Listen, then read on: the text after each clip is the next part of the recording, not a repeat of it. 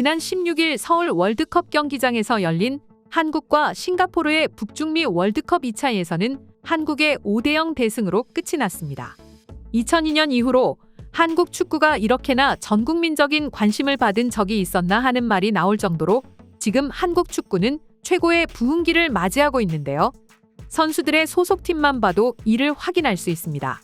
토트넘의 주장 손흥민을 필두로 울버햄튼 황희찬, 파리 생제르맹 이강인, 미넨 김민재 등등 이제는 주전 선수들 대부분이 유럽이나 기타 해외 리그에서 활약하고 있습니다. 게다가 신구 조화까지 완벽하다 보니 한국은 최근 치르는 경기마다 매진행렬이 이루어지고 있으며 대승을 거두고 있죠. 이와 관련해 전문가들은 이강인과 김민재가 관객 동원에 큰 역할을 하고 있다 분석하고 있습니다. 물론 현재 두 선수는 한국뿐만 아니라 세계적으로도 인지도가 있기 때문에 전혀 틀린 말이 아닌데요. 하지만 뭐니 해도 아직까지는 손흥민 선수가 한국 대표팀에서 차지하는 비중이 가장 크다고 할 수 있습니다. 이번 월드컵 예선에서도 후반 63분 전매 특허인 가마차기를 통해 환상적인 골을 보여주었는데요. 역시나 해외 커뮤니티에서도 손에 가마차기는 차는 순간 골임을 직감할 수 있었다. 손흥민이 세계 최고의 선수라고는 할 수 없지만 그의 양발 가마차기는 무조건 세계 최고라고 자부할 수 있다라는 반응들이 쏟아져 나왔습니다. 하지만 한국 대표팀에서의 활약과는 달리 현재 토트넘의 상황은 매우 좋지 않습니다. 시즌 초반에는 계속해서 무패 행진을 기록하며 리그 1위까지 올라갔지만 첼시전 대패를 시작으로 울버햄튼전에서도 후반 추가 시간 2골을 먹으며 패배의 2연패를 기록하게 됐습니다. 그리고 메디슨과 같은 주전 선수들의 부상 역시 토트넘을 힘들게 하고 있죠. 드디어 손흥민 선수가 토트넘에서 우승컵을 들어올리나 했던 많은 이들의 기대가 다시 희망이 되어가고 있는데요.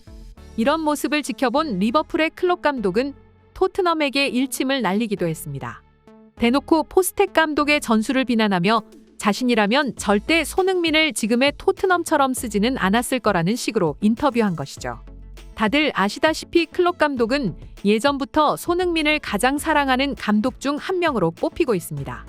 비록 직접 손흥민 선수와 뛰어본 적은 없지만 분데스리가 시절부터 꾸준히 손흥민의 플레이를 보았고 인터뷰에서 손흥민을 영입하지 못한 게 자신의 감독 커리어 중에 가장 후회되는 일 중 하나라고 언급하기도 했었습니다. 비록 짧은 인터뷰였지만 클롭 감독의 해당 발언에는 토트넘의 수많은 문제들이 포함되어 있었다고 외신들은 분석하고 있는데요. 손흥민 같은 좋은 선수를 두고도 갑자기 이렇게 연패를 하는 데에는 크게 3가지 이유가 있다고 분석하고 있습니다. 첫째는 바로 토트넘의 짠돌이 레비 회장입니다. 비록 예전보다는 돈을 많이 쓰고는 있지만 레비 회장은 여전히 짠돌이 구단주로 유명합니다. 이번 시즌 메디슨을 비롯한 여러 선수들을 영입하긴 했지만 케인이라는 팀의 주장을 내보내서 얻은 이적료에 비하면 그렇게 큰 돈도 아니라고 할 수 있습니다. 그렇다 보니 1군 선수들의 라인업은 강해졌지만 오로지 딱 11명이 전부였습니다. 지금의 토트넘은 살얼음판 라인업이라고 불릴 정도로 스쿼드가 약하기 때문이죠. 메디슨을 비롯해 주전 선수 2-3명이 부상과 퇴장으로 출전하지 못하자 바로 2연패를 당하는 모습에서 이를 확인할 수 있습니다. 결국 손흥민 선수는 또 다시 제대로 된 후방 지원을 받지 못하게 된 것이죠. 두 번째는 팀의 주축이라고 할 수 있는 센터백들의 실력 저하입니다. 현재 판더펜 선수와 로메로 선수는 팀의 주전 센터백으로 뛰고 있습니다. 이 두 선수는 리그에서 맹활약을 하면서 팀의 최후방을 책임지고 있으며 이 두 선수가 함께 뛰었을 때 토트넘은 이번 시즌 무패 행진을 거듭했는데요. 문제는 이 두 선수를 제외한 백업 센터백 자원이었습니다. 토트넘이 비록 이번 시즌 챔피언스리그에 진출하지는 못했지만 유로파리그를 뛰고 있으며 또 항상 리그 우승권을 노리는 EPL의 강팀 중 하나입니다. 하지만 우승을 노리는 팀이 맞나 싶을 정도로 백업 센터백 자원이 너무 열악한 토트넘인데요. 판더펜, 로메로 두 선수가 빠지고 둘을 대신하는 센터백 자원으로 말 많고 탈 많은 에릭 다이어와 벤 데이비스 선수가 현재 팀의 최후방을 책임지고 있습니다. 이에 결국 토트넘은 팀전 역상 약체라고 평가받는 울버햄튼에 지고야 말았습니다. 게다가 에릭 다이어 선수는 두드러지는 실력 저하로 토트넘 팀의 방출 대상일 정도로 말이 아닌 상황입니다. 더구나 토트넘의 레전드 수비수인 앨런 휴터는 풋볼 런던과의 인터뷰에서 데이비스와 다이어를 판더펜의 대체 자원으로 활용하고 있지만 우리는 두 수비수로부터 빠져나가야 할 때가 됐다라고 강조하면서 전 소속팀인 토트넘의 수비진을 비판했습니다. 세 번째는 이번 싱가포르와의 대표팀 경기처럼 손흥민 선수가 공격 진영 전체에서 좀 더 자유로운 역할을 했을 때 손흥민 선수가 좀 더 힘을 낼 수 있습니다. 특히 이번 경기에서 전매특허 가마차기로 골을 넣었는데 손흥민은 특히 이 부분에서 강점이 두드러집니다. 양발로 빵빵 때리는 가마차기는 감히 매크로라고 할 수 있을 정도로 상대에게는 매우 위협적이죠. 하지만 현재 토트넘에서 손흥민은 그럴 수가 없습니다. 유기적인 팀플레이가 불가능한 토트넘이기 때문에 손흥민은 최전방에 고립되어 버리는 상황이 자주 연출되고 있죠.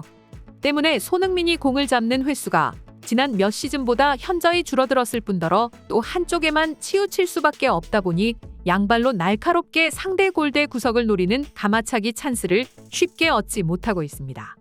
때문에 토트넘 팬들 사이에서는 대한민국 국가대표팀이 현재 토트넘보다 훨씬 더 전력이 강해 보인다는 말까지 나오며 레비 회장은 손흥민을 받쳐주는 이선에 뛰어난 선수들과 더불어 손흥민이 최후방까지 내려와 수비 역할을 줄이도록 센터백, 풀백 할 것 없이 또 30대에 접어든 손흥민의 체력을 생각해 제발 겨울 이적 시장에서 돈을 풀어달라고 맹렬히 요청하고 있습니다.